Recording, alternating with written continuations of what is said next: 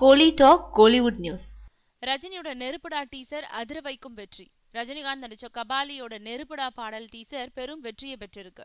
இந்த டீசர் வெளியான 12 மணி நேரத்துக்குள்ள 1 மில்லியனுக்கும் அதிகமான பார்வைகளை யூடியூப்ல பெற்றிருக்கு. இப்போ 32 மணி நேரத்துக்குள்ள 3 மில்லியனுக்கும் அதிகமான பார்வைகளை பெற்று சாதனை புரிஞ்சிருக்கு. ஏற்கனவே கபாலியோட முதல் டீசர் இதுவரைக்கும் 23 மில்லியனுக்கும் அதிகமான பார்வைகளை பெற்றிருக்கு. இது உலகளாவிய சாதனையா பார்க்கப்படுது. பொதுவா 2வது டீசருக்கு முதல் டீசர் அளவுக்கு வரவேற்பு இருக்காது. ஆனா ரஜினி ரசிகர்களோ இந்த 2வது டீசரை ஒரு திருவிழா மாதிரி கொண்டாடி தீர்த்துட்டாங்க.